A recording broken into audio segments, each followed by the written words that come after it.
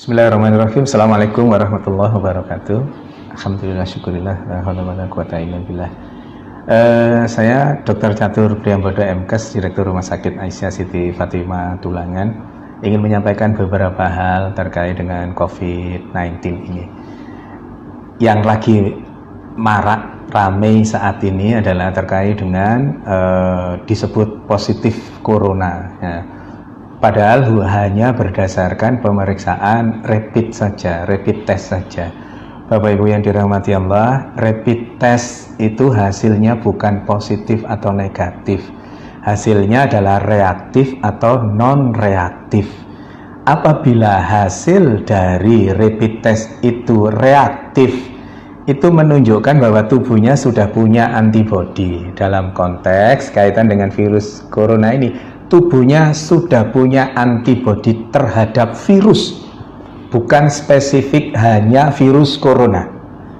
Maka yang disebut rapid test reaktif itu artinya tubuhnya sudah punya antibodi terhadap virus, semua virus, tidak selalu virus corona saja.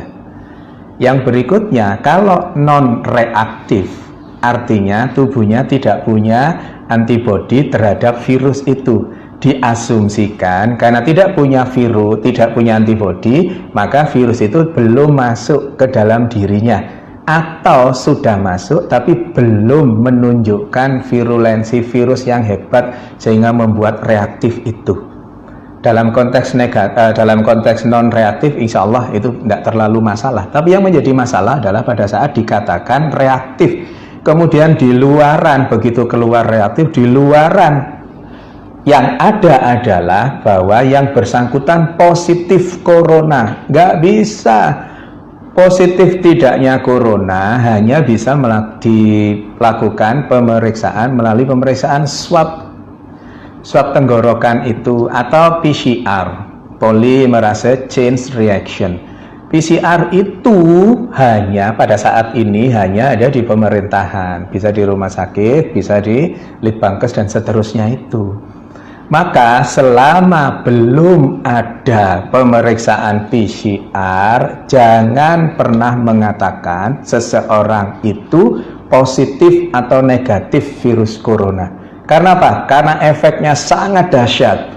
Efeknya seseorang yang dikatakan positif padahal rapid testnya yang reaktif, yang belum tentu itu virus corona, maka terus kemudian dampaknya sangat hebat bagi yang bersangkutan. Bukan hanya yang bersangkutan, tetapi keluarganya, tetangganya, semuanya ikut terdampak. Belum lagi nanti ada yang mengucilkan, belum lagi nanti kalau Allah takdirkan meninggal, terus kemudian jenazahnya ditolak hanya gara-gara rapid test yang dikatakan reaktif, yang belum tentu itu virus coronanya positif. Karena positif tidaknya seseorang terkait dengan virus corona hanya bisa didapatkan melalui pemeriksaan swab tenggorokan atau PCR itu.